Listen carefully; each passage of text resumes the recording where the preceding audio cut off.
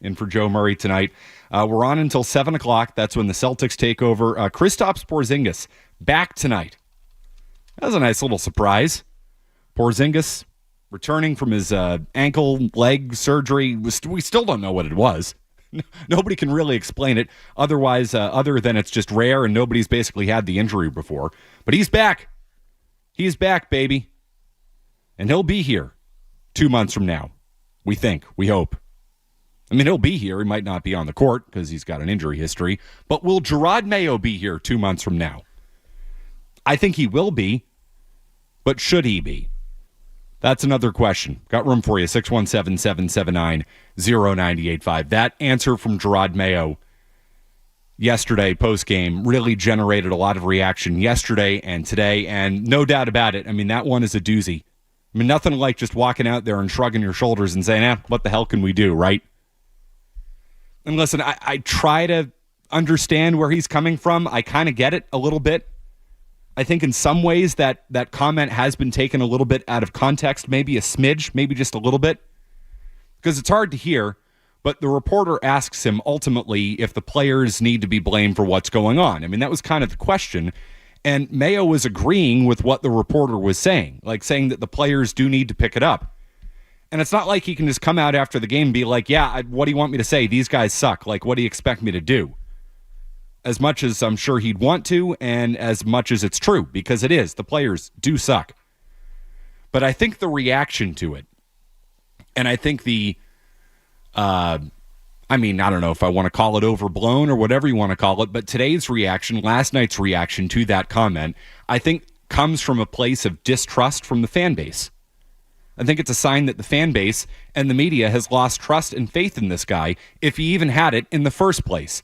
And I don't blame you one bit if you look at a comment like that, whether it's in context or not, or maybe a little bit out of context or whatever it is, and if you look at that comment, you hear it and you say, I can't believe this is the head coach of my football team. I don't blame you one bit if you feel that way. I feel that way. As a fan, as a sports talk radio host, you name it. Jerod Mayo has done nothing, absolutely nothing, to make you believe in what he's trying to sell you. So when he says something like that, I mean, it's real easy to jump in and mock it, and we will mock it. Can I get it again, Skaz? Like, I can't get enough of this thing. Starts with you, but when do the players have to start looking at themselves? I mean, you can only do so much. When is it on the players? I mean, look, it's always, look, once those guys cross the white lines, there's nothing I can do for them. There's nothing any coach can do for them once they cross the white line. It's my job to continue to prepare not only them, but our coaches to go out here and play better football. It's the type of quote that makes you say, oh, yeah, this thing might already be over. Sometimes coaches, executives, they have those moments that just stick with you. You know, Rick Pitino's, they're not walking through that door. Chaim Bloom, just a couple years ago, we're going to do this and it's going to be awesome. Dan Duquette, more days in first place. Like, sometimes you just have those ones that stick with you, and I feel like that one's going to stick. You're going to look back on this, whether it's the end of this year or the end of next year, and you're going to say, well, what was he supposed to do? Once you cross those white lines, hey, nothing you can do to help the players, which we all know is totally false and not true. You can scheme up a better game plan. You can adjust. You can put players in a better position to succeed. That's called coaching, Jerod. You can coach during the game. But believe it or not, I didn't think that was one of the worst comments that Jerod Mayo made yesterday. I don't think it was the worst comment that he made yesterday. He seriously tried to say that this team was locked in throughout the week. If you could, Skaz, Mayo 5. You get a sense this week in practice that something was off, or did you not have a good week? No, I didn't. Not at all. Not at all. I thought the guys were locked in. Just didn't walk away with a win. I have a hard time imagining this team was locked in throughout the week. And all of a sudden it just turned into a mess on game day. One of those days. And we've all been out there on the golf course, right? And like, I don't know, just can't hit it today. It felt like I've never swung a golf club before. No, something tells me this team was not locked in throughout the week. I thought the guys were locked in. I didn't. Can't say I thought that, Jerod. Part of me wonders if you even thought that either, if you're just getting up there and you have no idea what to say. A team that has struggled with details all year long. They've struggled with penalties all year long. They can't get lined up right. They can't get organized. You're telling me that they were organized throughout the week? They were locked in? I call BS. Not a chance. Not a chance this football team was locked in. And to me, that starts with the coaches, and it starts during the week. But the issues run so much deeper than that. Now, how can you watch that game yesterday and not say everything is screwed up right now with this franchise, many of it beyond repair, much of it beyond repair? That was a demoralizing experience as a Patriots fan. I couldn't wait to turn that game off. Like, oh, this is enough. Enough's enough. Had a family event last night that I needed to go to, was going to miss the fourth quarter or at least kind of have the game on in the background. Yeah, it's Thanksgiving, holidays, all that. You got gatherings, you got dinners going on. Of course, the game's DVR'd. I'm listening to Bob and Zoe on the radio as I'm driving there, thinking, okay, I'll go home. I thought at 1 o'clock I would go home at the end of the night, watch the end of the fourth quarter, watch it back, take notes, be Mr. Prepared. Because, again, once this red light goes on, there's nothing I can do about it. But at least I can be prepared for this show. I thought I was going to go there, go home, watch the game, look back on it. Not a chance I went back and watched that thing. Not a chance. Not a chance. Couldn't wait to turn it off. What a demoralizing experience. This franchise is in a bad way. I don't know what to tell you. With incompetent people running the show and folks at the top who've allowed it to happen. Blame Jerod Mayo all you want. We can come in here and mock him. And he sounded like a clown yesterday, no doubt about it. I mean, it's easy for us. It's easy for me to come in here and play his cuts and, really talk about, his lack of control over the team and just, feeling like this thing is spiraling out of control on him, and it is. But in the grand scheme of things, this isn't his fault. It's not. He's not qualified for the job. Never been a defensive coordinator before. It's his first crack at it. Doesn't have anybody in the building who has any experience around him. In the end, this is not Jerod Mayo's fault. He'll be a fall guy for it, but this is not his fault. This is Robert Kraft's fault. Plain and simple. End of story. End of paragraph. That's it. This is Robert Kraft's fault. And I put that loss yesterday on Robert Kraft. Ultimately, I put the state of the franchise on Robert Kraft and their performance over the last 5 years, not just this year, the last 5 years. It's on Robert Kraft. In the last 9 months alone, Kraft has hired a GM who had never been a GM before, who has put together undeniably a miserable football team. They're not good. There's almost no talent anywhere on this team. That offensive line is an embarrassment. That's an embarrassment. If I'm Elliott Wolf looking at that offensive line, Vidarian Lowe and DeMontre Jacobs yesterday, I'm embarrassed. How do you show up in the office today? Like, hey, guys, I'm the jackass who put those guys out there. That's me. It's an embarrassment. Only thing he's done is drafted Drake Maye, which is the easiest thing you could have possibly done. You take the third quarterback with the third overall pick when the owner probably told you needed to take a quarterback. I do not give Elliott Wolf credit for drafting Drake Maye. Everything else he has done, everything else, swing and a miss. Name one good move Elliott Wolf has made over the last 9 months since taking over. Name one. Because again, Drake Maye doesn't count. Name one. Can't do it. So Robert Kraft hired him. Also hired a head coach with no experience and made that decision years ago. No coaching search, nothing. Okay, you believe in Jerod Mayo. That's fine. Maybe there are a lot of reasons to believe in Jerod Mayo. Can you give the guy some help? Maybe an experienced personnel guy who could give Jerod Mayo a left tackle and a right tackle. How about just one? Maybe just one to start. Didn't do that. How about some coordinators who have done the job before? Didn't do that. No coaches around him. Hired a bunch of guys who were equally as inexperienced as Mayo. And above all else, they didn't spend any money. Didn't spend any money on the team, the coaching staff. Hard to say about the front office, but I can't imagine a coaching staff where they probably didn't spend any money and a team where they definitely didn't spend any money. Can't imagine they spent much money on the personnel department either. Once again, the Patriots have $40 million in cap space. They are dead last in the league in cash spending for years now, and the team sucks again. Like, at what point do we start looking at the Crafts here? At what point do we start calling it for what it is? The Crafts have not been serious about turning this thing around. Tell me I'm wrong. 617-779-0985. I don't think you can. Like, if I'm going to come in here, like, seriously, in good faith and good conscience, if I'm going to come in here and rip the Red Sox for not being serious, shouldn't I do the exact same thing to the Patriots? Because that's what it is. This is Red Soxian.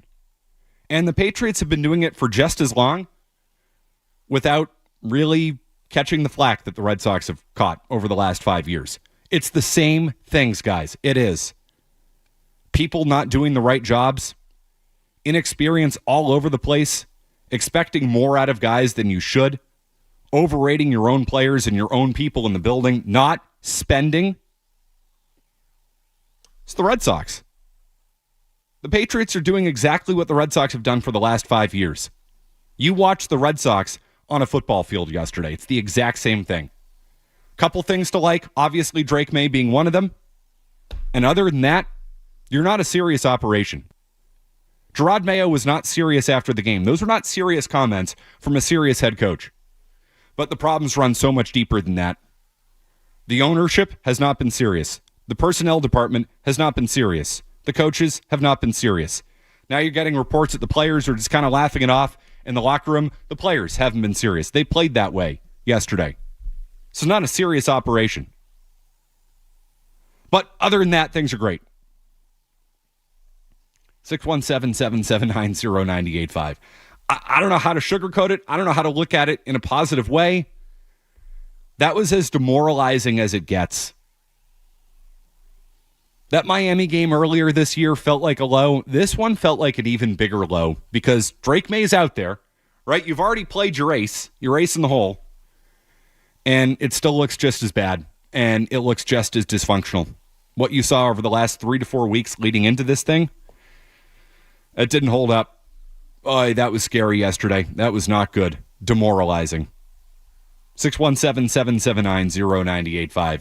And the coaching, the in-game coaching, particularly on the defensive side of the ball. Wow. We got to get to that and what happened in that game. And I think some of the scariest things you saw yesterday as a Patriots fan came on the defensive side of the ball. We'll get into all of that. We'll get you ready for the Celtics and the Clippers tonight as well with Kristaps Porzingis returning. It's Matt McCarthy in for Joe Murray here on the Sports Hub. Don't go anywhere. There's more Joe.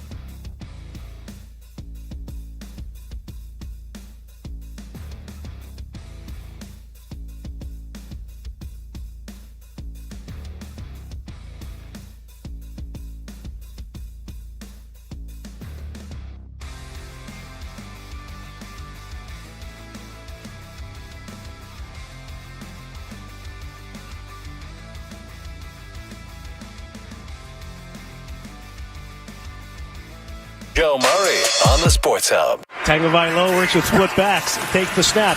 Drops back 2 steps quick. Throw right catch and run. Easy waltz in. Embarrassing. Uncovered. Dog. Second touchdown for Achan. Absolute Miami takes a 20-0 lead. Embarrassing. You got nothing to counter what they're doing. Nothing. Are you kidding me? You got nobody to count for the back. They pull a guy out. Duggar's not the same. He's not even moving.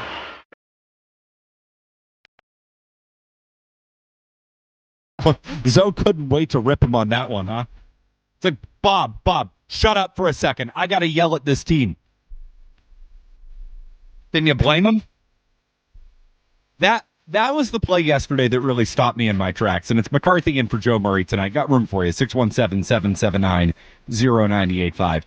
Broken plays happen. We understand that. We've watched football before. Broken plays happens to the best teams, happens to the worst teams. Sometimes stuff happens out there, right?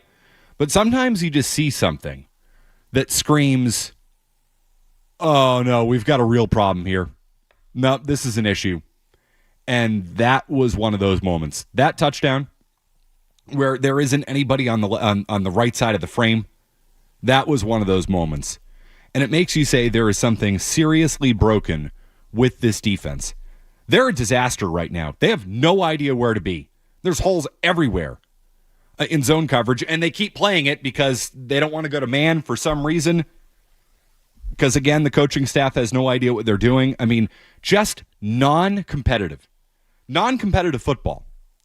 And I didn't enter this year thinking of this defense as non-competitive.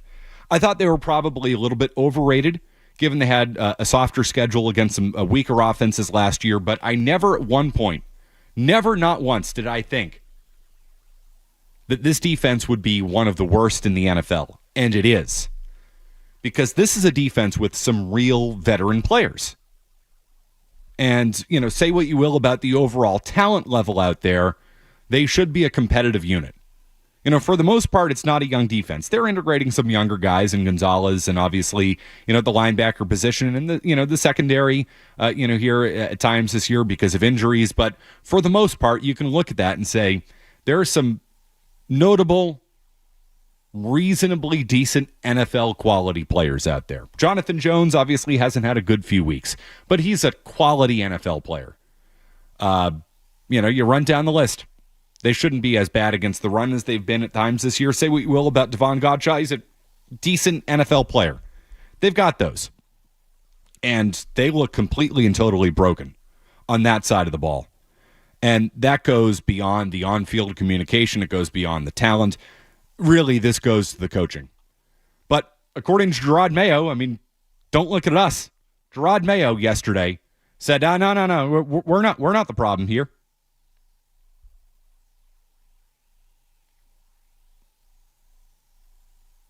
I don't know if we have... There's some assignment breakdowns that seem like in the red zone. Absolutely. Really just, what did you see on those plays to Agent? It wasn't a secret. They used motion and shifts and things like that to confuse to stress the communication, and we just weren't on the same page. So if it wasn't a secret, why does it look like this every single week, Jerod? Because it's not a secret. The Patriots can't handle motion on the defensive side of the ball. And once again, mostly veteran players out there. You would think that veteran players have seen motion before, and they have. This is a big-time trend. They can't deal with it. So it speaks to scheme. The scheme's horrible. They are getting worked week after week after week by better coaches. Last week against the Rams was eye-opening. This week was eye-popping. Next week, I hope my eyes explode. I can't watch it anymore.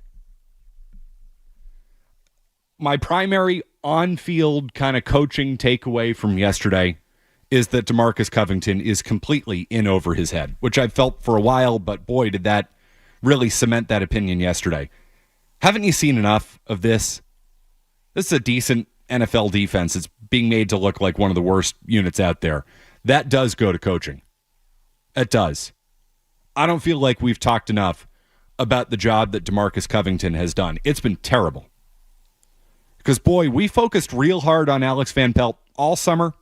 At the beginning of this season, we focused real hard on Alex Van Pelt and the job that he was doing and his qualifications and whether he was the right man to be the offensive coordinator for this team, and we completely and totally ignored DeMarcus Covington. Tell me one thing about DeMarcus Covington right now. I dare you. 617-779-0985. Where'd he come from? What are his qualifications? What has he done? I look at the defensive side of the ball and I say there's a real example of what bad coaching can do. Make no mistake about it, I've got some questions about Alex Van Pelt's play calling. Obviously, his overall qualifications to be the guy who, handles Drake Maye moving forward.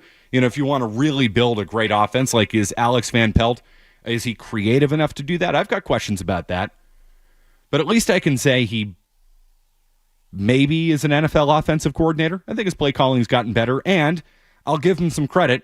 He has developed Drake Maye. I think that's fair. I think we should be fair to Alex Van Pelt on that. Drake Maye has gotten better since he came into the organization. That's Alex Van Pelt's number one job. Van Pelt's done a good job there. Is there one thing that DeMarcus Covington has done well since being named defensive coordinator of this team? They've gotten significantly worse under him. Yesterday was not a good day for the offense, but there have been times where they've shown some progress, all because of Drake Maye. So again, I tie that into Alex Van Pelt a little bit. I look at what Covington's done on the defensive side of the ball, and Jerod Mayo too, of course, coming from that side of the ball, and I say this is way worse than it once was, if that's somehow possible. Hard to like it. 617-779-0985. Skaz, if you could you pot up Rich on line 2? As that won't seem to work here. Hi, Rich. How you doing? Hey, how you doing? I was totally in agreement with you as far as Bob Kraft and his problem, but I don't think it's just him. I think there's a league problem. I did a little bit of math, and out of 13 teams that are in the league with owners that are over the age of 70 years old, you've got 10 teams out of that 13 that have all got losing records. So I think the age thing is part of the problem. I mean, Jerry Jones, Shad Khan, Woody Johnson, all those guys are up there in years, and I think they just need... And I'm going to let you go on that, Rich. If you could, Skaz, maybe drop Rich for me, as this is our French call screener is not seemingly working tonight. I don't think it has anything to do with Robert Kraft's age, nor do I think that anything has to do with Jerry Jones's age or Shad Khan's age or Woody Johnson's age. Woody Johnson's been a terrible owner forever. Young, old, middle-aged, doesn't matter. Jerry Jones won't bring in a real coach because he doesn't have the ego to handle that. And Robert Kraft hasn't invested enough in the Patriots over the course of the last 5 years. That has nothing to do with age. It has to do with your willingness to spend money and your willingness to turn this thing around.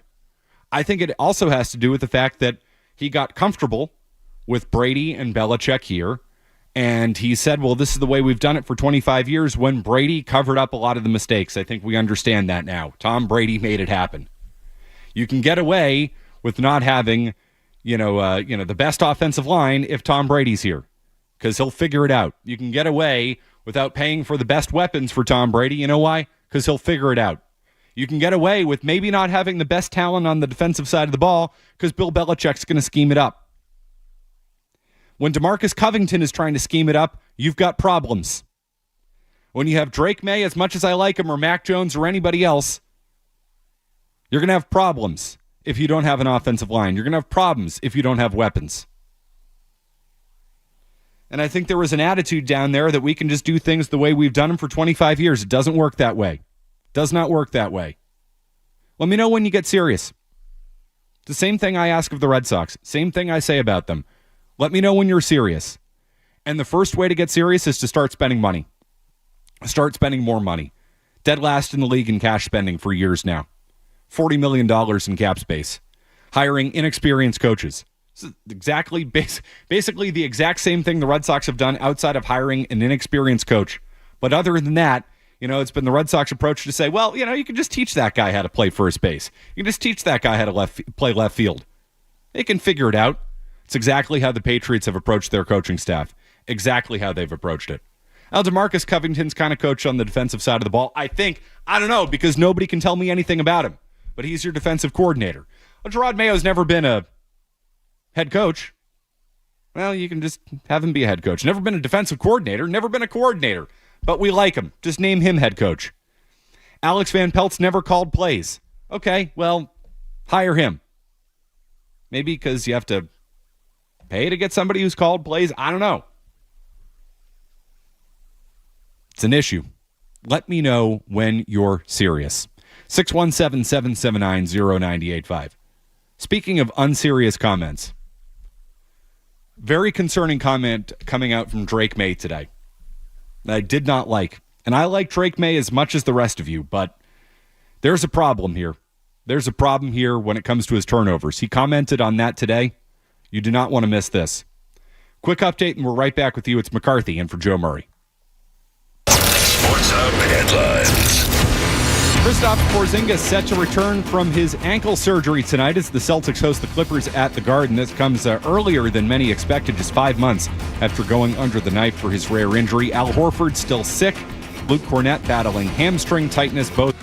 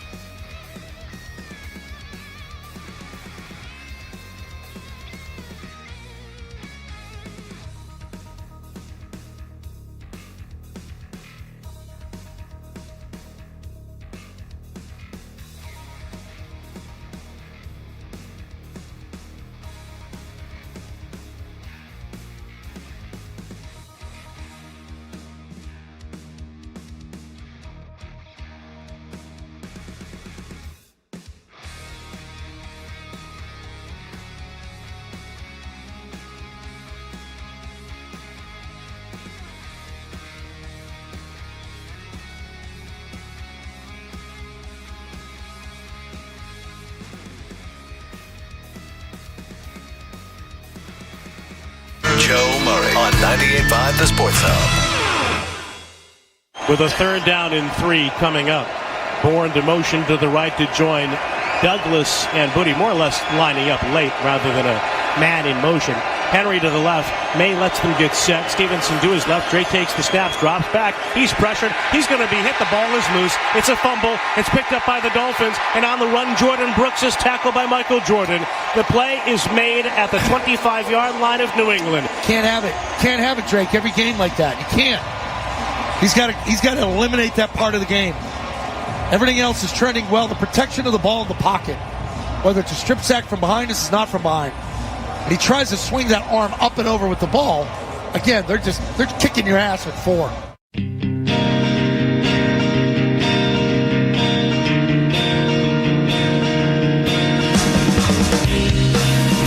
Joe's right about that. It's McCarthy in for Joe tonight. That can't be a fumble. It's careless with the football. Careless. And I like Drake Maye as much as the rest of you, no doubt, but the turnovers are a bit of a concern. It's one of the reasons the Patriots have been equally as competitive with Jacoby Brissett as Drake Maye. Now, watching Jacoby Brissett is a terrible watch, and it's a slog, and watching the Patriots with Drake Maye is fun and enjoyable, at least as much as it could be given the state of this team, because you get to watch Drake Maye, and he makes some incredible plays, and the talent just jumps off the screen at you, and you're like, wow, they've got something here. But there's a reason why 2 of the games they've won, Jacoby Brissett's been the quarterback because he didn't turn the ball over. And Maye's turned the ball over too much. Plain and simple, he's turned the ball over too much, which, by the way, I can accept as a fan. It's a young quarterback. It's a team that's not going anywhere. You just hope he learns from this and he grows from this. You know, there was the famous thing, well, Peyton Manning threw 30 picks in his first year. Yeah, okay, all right, fine. But he did. Young quarterbacks have to learn to make mistakes, and they have to learn from those mistakes, learn how to bounce back from them. So when I hear Drake Maye kind of come out and poo-poo it all, that gives me pause, and that makes me say, he might not get it. Because I want the young quarterback to get it. Doesn't mean you're going to be perfect. Doesn't mean you're going to execute it. Doesn't mean you're not going to have a moment in a game where you try to do too much, your team's down, and you try to make a play, and it doesn't. I mean, everybody does that. Tom Brady did that. And we all remember Brady throwing from his ass in Miami in 2004 and costing them that game. Literally throwing from his ass. But, you know, after the game, and I'd have to go back 20 years now, I'm sure he said, yeah, I can't do that. Drake Maye today on WEEI Afternoons, quote, when asked about the turnovers, quote, right now, I wouldn't say it's a problem. Most of my turnovers aren't being careless. Throwing the ball careless into difficult spots, unquote. Hate that. Can't have that. Can't have that attitude. That's a problem. That's how you're going to develop bad habits. Not to mention, too, you know, is the coaching staff capable of, you know, beating those bad habits out of him? I don't know. I mean, I think Van Pelt, honestly, has done a pretty good job with him. But the rest of the coaching staff obviously hasn't exactly established a culture of mistakes are not okay. You got Austin Hooper lining up in the opposing secondary yesterday. There's a culture of that's okay around here. And that comes from Jerod Mayo. That's been established there. So when I hear Drake Maye saying, I wouldn't say it's a problem, most of my turnovers aren't being careless, I say, that's the Jerod Mayo aspect here. And if Bill Belichick were still the coach, and I don't want to do that, all right? I don't want to be the if Bill Belichick were still the coach guy, because Bill Belichick should not be the coach of the New England Patriots. I felt strongly about that. It was time to go, and I don't want to look in the past and romanticize the Belichick experience. But I think all of us can agree. All of us can be reasonable about it and say, Bill Belichick wouldn't tolerate that type of comment, because that would not be the culture allowed here. Ball security is job security. Best ability is availability. You name it. That Belichick stuff. Quote, I wouldn't say it's a problem. Most of my turnovers aren't being careless. Unquote. You're fumbling every game. You're throwing a pick every game. You're a young quarterback. You're going to make mistakes. You're going to do that. I can live with it. But the problem is, apparently, you can too. That's a real concern. That's an issue for me. I heard that today. It's not necessarily the act of it. And I can watch that yesterday, and I can watch that fumble and say, listen, it's a young kid trying to make a play. It's all right. He'll learn. Will he, though? Doesn't sound like a type of guy who's ready to learn. Quote, I wouldn't say it's a problem. Most of my turnovers aren't being careless, unquote. That's an issue. 617-779-0985. Skaz, I'm going to need your help again. If you could pot up Benny in Oxford on line 1. Benny, you're up next. How you doing? Hey, what's going on, man? How you doing, man? How you doing, man? So pre-comments, like pre his comments today, the fumble bothered me more yesterday because that's more of a carelessness with the football, trying to swim move. I think it was a safety lineman. Most quarterbacks are not going to do that, especially when he's already on you. Tuck the football away and maybe still try to make a move if you want, but at least tuck it away. The interception, you can sort of see what he saw, and the ball did get deflected. So I'm not excusing the interception by any means. Still a terrible pick. You don't want to throw off your back foot. But at least you can see maybe what he's trying to do. The fumble was just more carelessness with the ball. The comments today, because if you hear him postgame, he talks about his turnovers and how it can't happen. So I feel like the comments today is almost like him meeting with coaching staff, and somehow they're both on that same page. Interception is not. I forget the exact words, but I feel like that's more coming from coaching staff too. Yeah, I mean, honestly, and thanks for the call, Benny. I appreciate it. Skaz, if you could drop him, because, again, our French call screener doesn't seem to want to work tonight. Yeah, maybe it's him sitting down with the coaches today and, getting back in the building, and that lax culture just kind of making him feel like, yeah, it's okay. It's all right. Hard to feel good about that. You can excuse away some turnovers. To the caller's point, you can look at an individual play and say, I understand what the quarterback's doing here. I understand why this is the right play. It didn't work out for you. That's fine. Not every turnover is going to be the quarterback's fault. I feel like particularly at the end of the Brady experience, we were doing the tallies. Okay, well, that one's on the wide receivers. That one's on the protection. No, that one's on Brady. You'll do that with Drake Maye, too. You'll do that with every quarterback. He throws 2 picks. Well, was it really his fault? You evaluate it as best you can. Not every turnover Drake Maye is going to commit is going to be, they're all bad because they're turnovers, but you know what I mean. Some are more defendable than others. Hey, they're down. He was a little bit behind the receiver, so that one's on him. Wow, that hit Jalen Polk right in the hands, and it popped up, and, that's definitely not on Drake Maye. We all can do that, right? But to have that attitude, to say, hey, most of my turnovers aren't careless, this isn't really a problem right now. No, it is a problem. Because no matter how they happen, they're starting to add up. There's too many of them. So you can say that some of them are at the end of games when you're trying to force things and you're trying to make things happen, and that's all well and good. But at the end of the day, you're going to look at the stats and you're going to say, dude, how many fumbles did you have? And how many picks did you throw? That type of attitude leads you to the end of the season, and you look at it and you say, oh, that's a problem. They're going to have to fix that. But it doesn't sound like they want to fix it. Get serious. It's the theme of the program. Jerod Mayo needs to get serious. Robert Kraft needs to get serious. And Drake Maye, in regards to his turnovers, needs to get serious. It's not going to be successful if that's the attitude. 617-779-0985. Good win for the Celtics yesterday. And Kristaps Porzingis is back tonight. Looking forward to this one. Should be a good one. Let's get you game ready. Plus, a bit of a breakdown at what happened at the end of that Celtics game yesterday. I thought, and Felger and Maz told me this, Skaz, that Anthony Edwards was the second coming and the Timberwolves have arrived, and wouldn't you rather have Anthony Edwards than Jason Tatum? Would you rather have? Would you rather be the Timberwolves or the Celtics moving forward? They never really went that far. But boy, they were quick to point out the arrival of the Timberwolves and Anthony Edwards. Well, they arrived in Boston yesterday. Let's break down how that went next. More Joe Murray coming up on the Sports Hub.